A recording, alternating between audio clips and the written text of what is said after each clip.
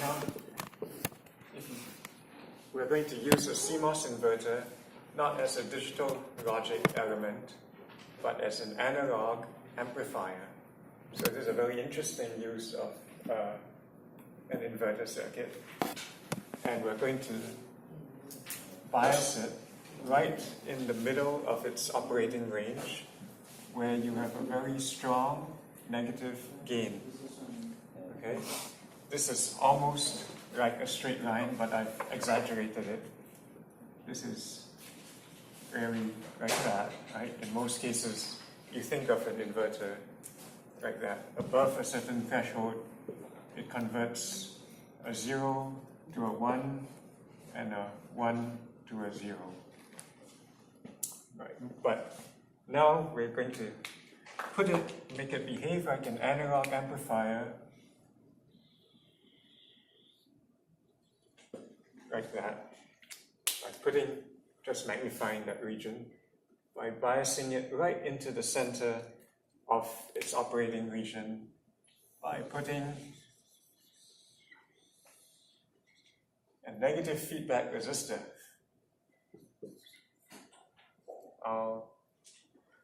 I for inverter, I guess, across it. And this is not ground, this is minus 5 volts.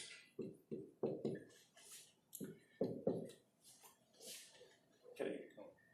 So the first thing that you have to figure out is what's the DC operating point of this circuit.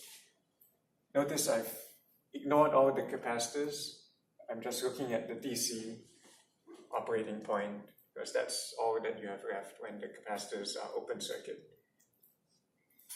So if this is 5 volts and this is minus 5 volts, and we are told that the two threshold voltages, VTP and VTN, are both the same, they're both 2 volts. We are told that this is an expression that you should recognize for Kn and Kp. Mu Cox omega W over L is Kn, and mu Cox W over L2 is Kp. They are the same, 50 microamps per volt squared. So essentially the two NMOS and PMOS have the same characteristics. They are identical. Okay? That's a very easy, nice simplification that you should observe right away. Okay? And if these have exactly the same characteristics, right? That means your VGS here and your VSG here must be the same, right? They are matched. Therefore, what is my input and my output voltage going to be? This is the first step to finding your DC operating point.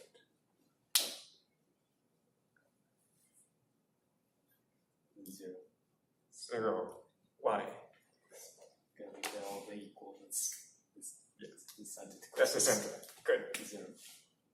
So this is like saying here's minus 5 and here's 5. My midpoint is 0. Okay? And that makes sense. So we've got 5 volts across both transistors. It means there's a whole lot of current flowing through, and it's very, very high gain at that point.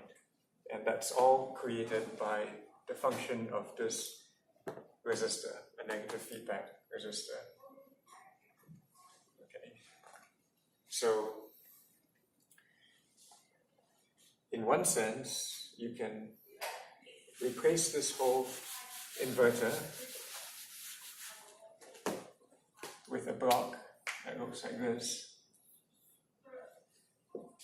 with a large gain. And that gain is given by the slope A minus A. Okay, so that's one way to understand this circuit that will rely on this fact to make this question easy to solve later. Okay, so before I go on, everything all clear? Jimmy? What is the DC operating point? The DC operating point was 0 volts on both sides and 5 volts across the gate source and the drain source for both PMOS and NMOS. Okay. So, given that we can find, we're asked to use the short circuit time constant method to find the lower frequency omega L, blah, blah, blah. And you kind of know already as a hint that if they give you all the numerical values of Kp, Kn, Vt, P, Vtn, and lambda, they want you to make use of them, right? So we should just make use of them right now that we know VGS is 2 volts. And so we can find ID, which is Kn over 2 VGS minus Vtn squared, which is 50 microamp per volt squared over 2 times 5 volts minus 2 squared, and that gives us something like 225 microamps.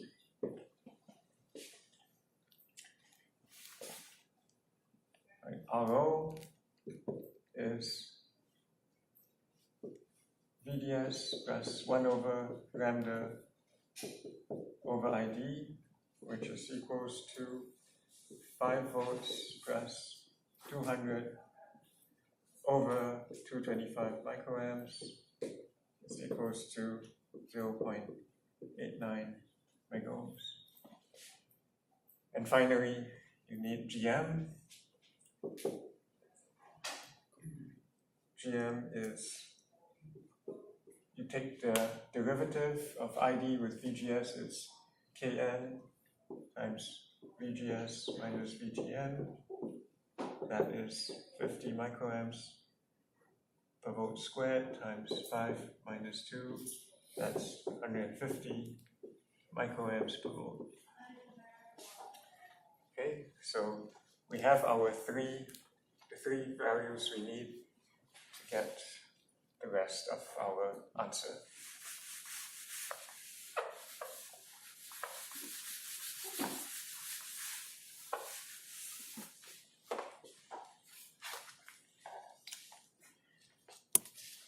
Okay. So we need to draw the small signal, and once again, remember we are looking for the lower frequency corner, omega L. That means we are going to focus on the series capacitors that are trying to transfer the signal into the amplifier and get it out. So that's C1 and C2. And you actually have a hint for this in the question. They've only given you C1 and C2, and all the other values are not provided. So you should know these are the 2 time constants that you're looking for. Okay? So let's draw the small signal diagram. Yes. RS C1.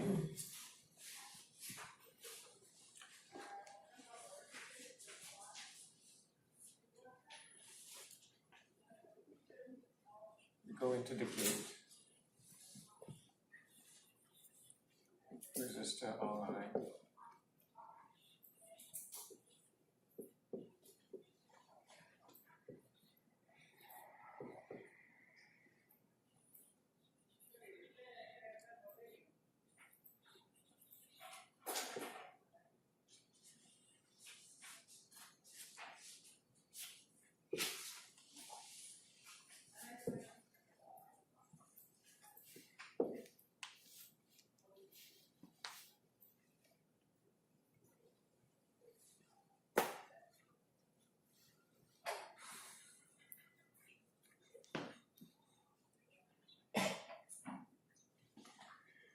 Okay, I'm going to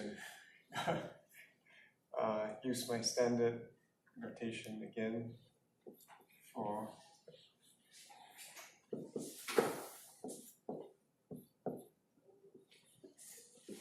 NMOS and PMOS. I'm going to point it in the direction that always makes sense to me. I'm going to say this is GMVSG and this is GMVGS. Right? But if you didn't like that, you can always revert to the standard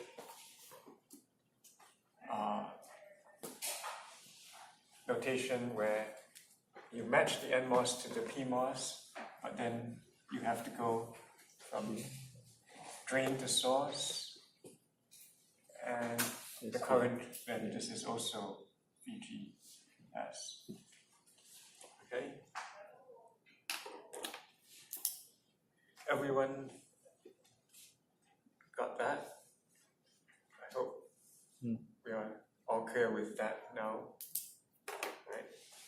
Everyone has been doing these problems for some time, so this hopefully is not confusing anymore. But so let's simplify this. What's the source voltage for this? For this VGS, VG, let's call it 1 and 2, right? The gates are the same, the sources are different. This is S1 and this S2. So this S1, this S2. Okay, so actually S1 and S2 are both ground, right? So let's get rid of S1 and S2. It's just GMVG.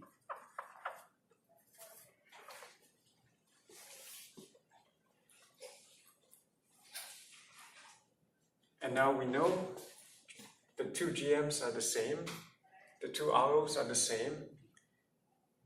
So this actually makes a very nice simplification. You can combine the two. There are actually two current sources, so we can just make this a factor of 2 and erase this current source. And this is RO in parallel with RO, right? So that can just be RO divided by 2, and you can erase the top RO. Okay?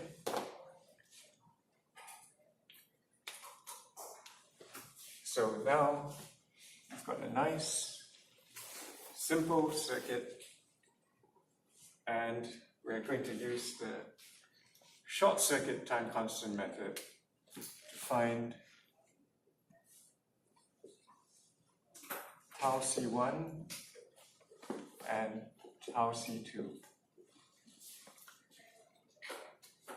The first step, let's start with C1. So we replace C1 with our test voltage and test current, Vx, Ix. And remember, because this is a short circuit time constant method, the other capacitor, according to the name, is short circuit. So in this case, it's a short circuit. So all we have to do now is find Vx over Ix.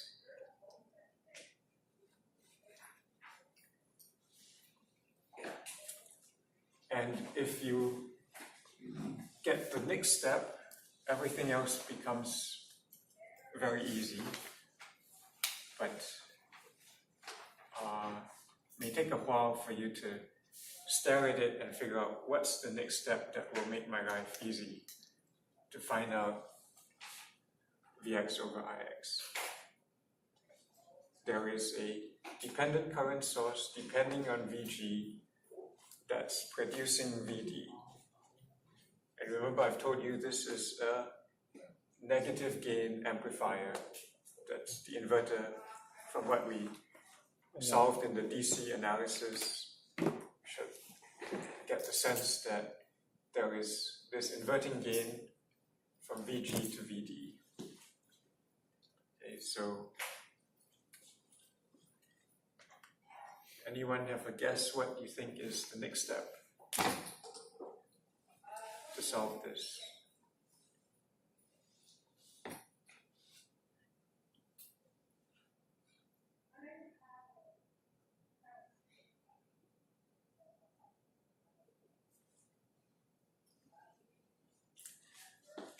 Okay, what do we do with VS? Correct, yes.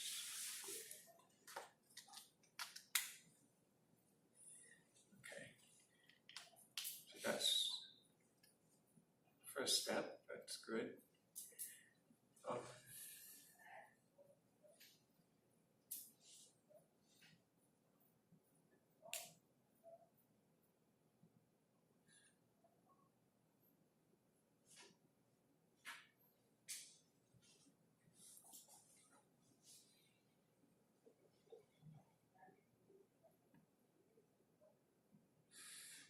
Okay.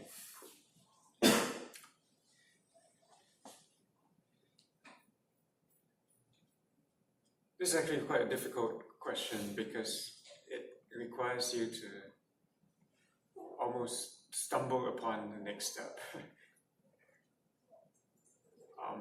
So I'm trying to figure out how I can get you there logically without just telling you the answer. We'll stare at it for a little longer.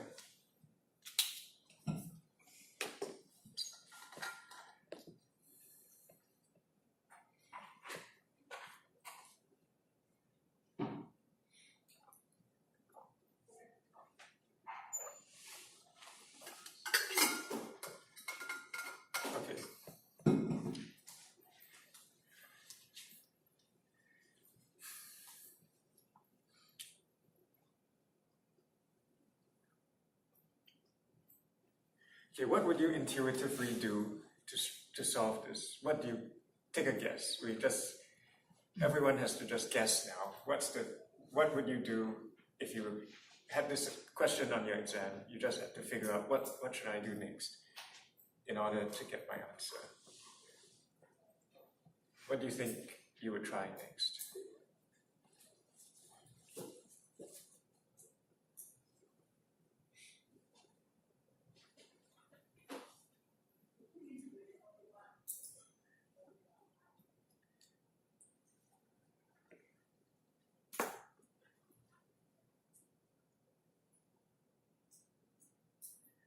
Find an R equivalent for either side, like focus on one side first. Yeah, we should focus on one side first. That's right. That's good. One technique that's probably you should know is that you can slide this voltage source down here and it doesn't change the circuit at all, right? So that's an easy thing to do for now. We won't do it now, but later we can do that. And but for now, when we put it here, we can say, there's RS in series, and there's everything else on the right. So we can find the resistance looking to the right, and then add RS in series after that. Okay? So now let's look at the resistance looking to the right.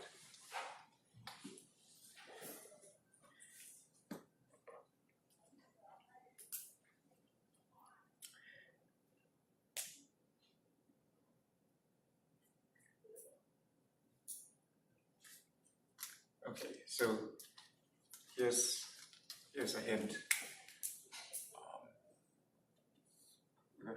Remember I said that this amplifier, this inverter can be written as an amplifier from input to output, VG to VD, and it's got this resistor Ri across it.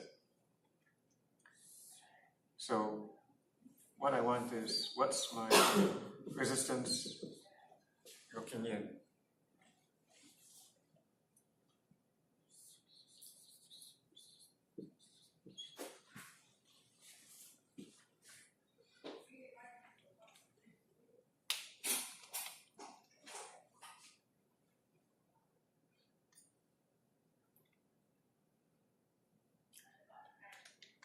What do I need to solve?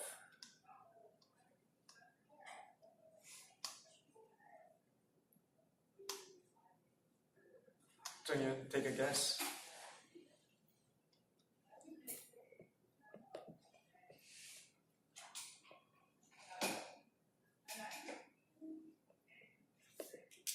No. Jiancheng, take a guess. Xiaofeng? No? Okay. We have to solve for A. We have to find the gain from VG to VD. And the reason is, if we can write VD as now minus A VG, right? And we can then the input resistance due to the action of the amplifier becomes very easy, right? Because the resistance looking in is, this is kind of, I've drawn it as an ideal amplifier with infinite input resistance, but that's completely valid because it's MOS gates and there's infinite input impedance. There's only the feedback resistor Ri going across it, right? So the current In is equals to Vg over In, which is, Vg over In. But where In is equals to the potential difference Vg minus Vd over Ri. So it's Vg minus Vd over Ri. But once we know Vd as a function of Vg, then this is Vg minus AVG over Ri, which is equals to 1 plus A VG over Ri.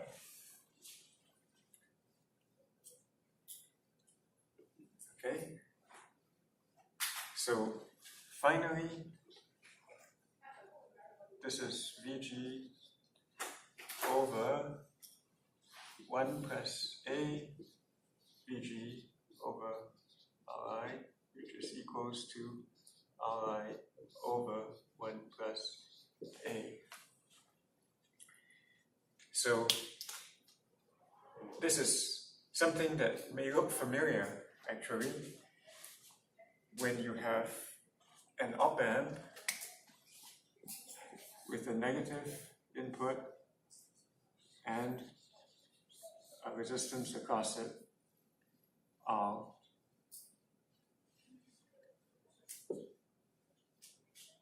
Because you've got such a huge gain from V minus to V out, this input resistance here makes R look very, very small. It's R over 1 plus A. This is essentially the reason why we call this a virtual ground. Because when A is infinite, this becomes 0, right? So looking into here is like looking into a short circuit. It's looking into a ground. So once you have a negative feedback around a high gain amplifier, it divides your feedback resistance by 1 plus A. And that's kind of the a general principle that we've been developing in the course. Okay, so that aside, now all we need to do is find A, that's the gain VD over VG. And we need to find this.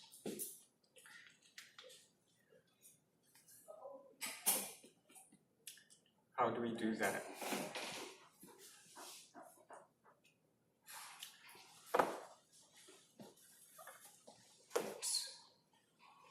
Let's do that step by step.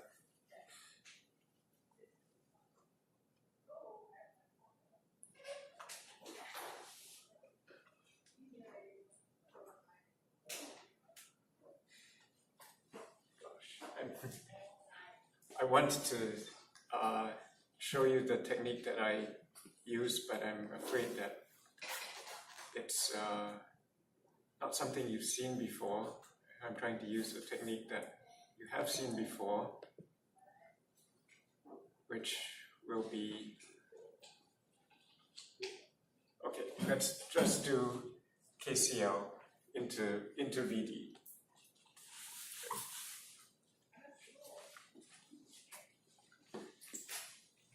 I'm going to erase all this. Just remember the numbers.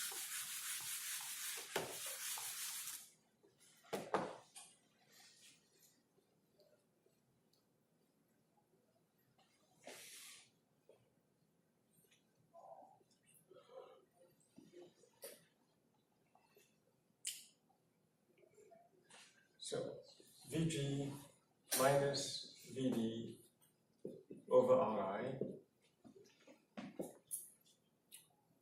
must be equal to all the current coming in from VG must be equals to all the current coming out of VD, right? Which is 2 GM VG plus VD over RO2 in parallel with RL. Oh, that wasn't so hard. Now we just solve. We'll pull out VG on the left and pull VD onto the right. That's VG over Ri minus 2 GM VG equals to VD over Ri plus VD over RO2 in parallel with RL, which is equals to VD over Ri parallel with RO2 parallel with RL. Okay, I've kind of done something quick and dirty here, but that's 1 over the resistance is really, when you add them, it's really putting them in parallel. And so VG into 1 over Ri minus 2 GM equals to this, and VD over VG is equals to 1 over Ri minus 2 GM over Ri, times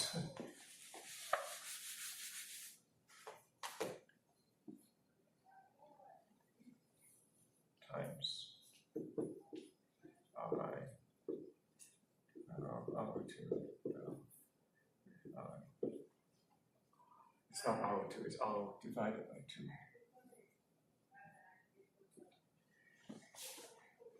2. Okay. We know all these values. We calculated GM, RO, and RL and RI are given. I'll just give you the answer. This is minus 3. Because 2 GM is much bigger than 1 over Ri. And so it's a negative sign, as we expect. It's a negative gain. And to open circuit.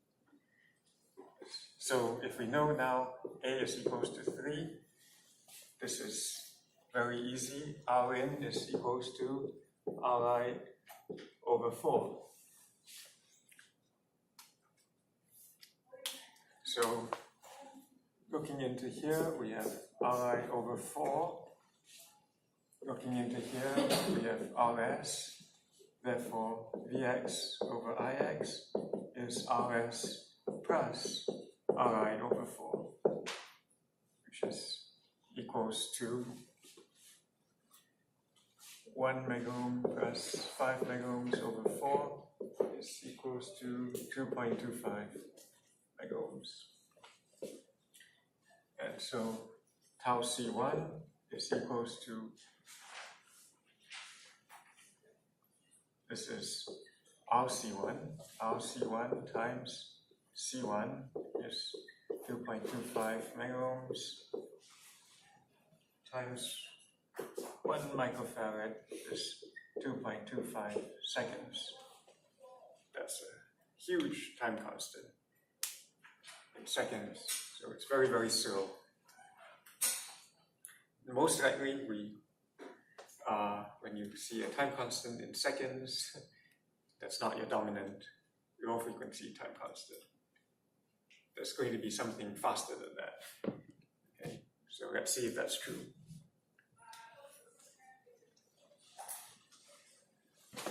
Okay, any questions? We're moving on to C2. Real quick, we have to finish in time.